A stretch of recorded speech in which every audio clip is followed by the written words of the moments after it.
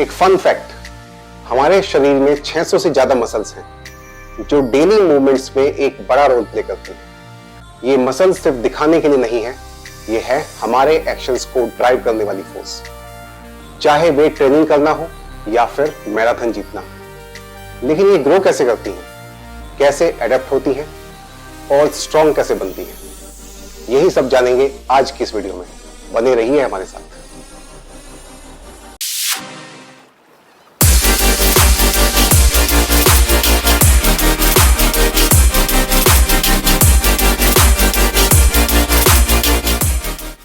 Athlete mechanics पर आपका स्वागत है। मैं हूं आपका होस्ट और दोस्त सनी ढाका और आज हम बात करेंगे मसल्स की फैसिनेटिंग दुनिया की, जो हर लिफ्ट और हर प्रोग्रेस के पीछे का पावर हाउस है। चाहे आप फिटनेस के दीवाने हैं या फिर शुरुआत कर रहे हैं, मसल्स कैसे काम करती हैं ये समझना बड़ा जरूरी है। इमेजिन करो आप जिम में हो और एक चैलेंजिंग वर्कआउट के लिए तैयार हो, शायद एक टफ लेग पुल डाउन या फिर एक सॉलिड बेंच प्रेस के लिए। आपका दिमाग एक्शन में आता है और मोटर न्यूरॉन्स को सिग्नल भेजता है, जिससे कॉन्ट्रैक्शन और रिलैक्सेशन का एक मेलोडियस ड्रामा शुरू होता है। यहां इस सिनेरियो में यह सिर्फ वेट को लिफ्ट करना नहीं है, यह है आपके ब्रेन का एक कंबाइंड मसल एक्शन। कैसे, जरा फिर से समझते हैं। आप इमेजिन करें बेंच प्रेस की कॉम्प्लेक्सिटी को।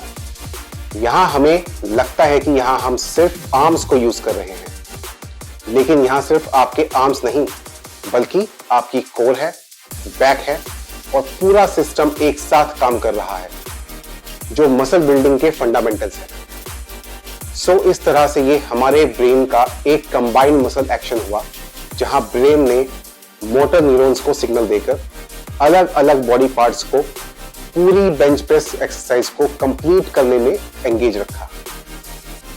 अब जब आप इन इंटेंस वर्कआउट्स के प्रोसेस से निकलते हैं तो आपके मसल फाइबर्स माइक्रोस्कोपिक डैमेज सफर करते हैं। आप ऐसे समझें कि जब मसल्स पर स्ट्रेस पड़ता है तो मसल्स में छोटे छोटे कट या डैमेज होते हैं, जिससे रिपेयर प्रोसेस स्टार्ट हो जाता है। यानी कि जो छोटे छोटे कट या टीएस आए हैं उनको रिपेयर करने का प्रोसेस शुरू हो जाता है। यह है मसल ग्रोथ का स्वीट स्पॉट। तो इसको आप ऐसे समझें, जितना स्ट्रेस उतना रिपेयर की जरूरत है, और जिससे बनते हैं बड़े और स्ट्रॉन्ग मसल्स।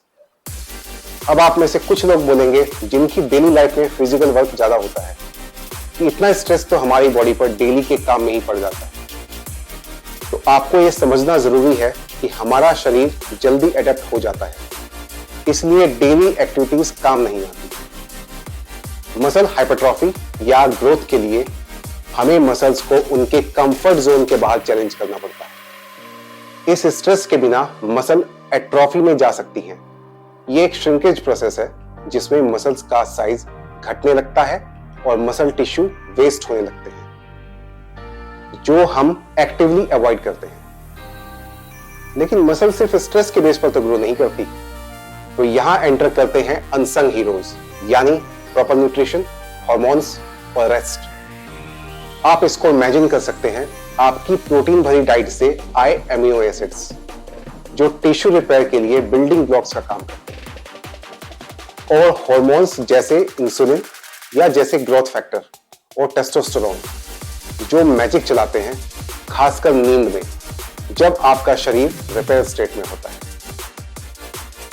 एज, जेंडर और जेनेटिक्स भी मसल बिल्डिंग सिम्फनी को इन्फ्लुएंस करते हैं। यंग मैन जिनका टेस्टोस्टेरोन लेवल ज्यादा होता है, उनके मसल बिल्डिंग में एक हेड स्टार्ट होता है। लेकिन ये नहीं कि दूसरे लोग ग्रोथ के लिए सही कंडीशन नहीं बना सकते, लेकिन ऐसा करने के लिए जरूरी होता है अपने शरीर को समझना और उसके हिसाब से सही एनवायरनमेंट बनाना। और अंत में हमारा शरीर उन चैलेंजेस का जवाब देता है जो हम उसको देते हैं। चाहे आप लेग पुल डाउन कर रहे हो या बेंच प्रेस में पुश कर रहे हो, फॉर्मूला वही है। मसल्स को स्ट्रेस दो, सही न्यूट्रिशन दो, रेस्ट करो और रिपीट करो।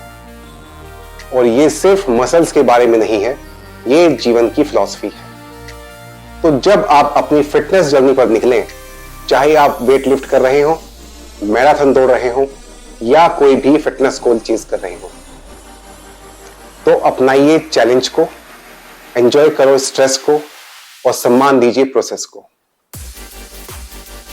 क्योंकि अंत में ये सिर्फ मसल्स बढ़ाने के बारे में नहीं है, ये फिजिकली और मेंटली स्ट्रांग होने के बारे में है। So keep pushing, keep challenging और अगली बार तक कीप ब्रेकिंग दोज लिमिट्स। मिलते हैं।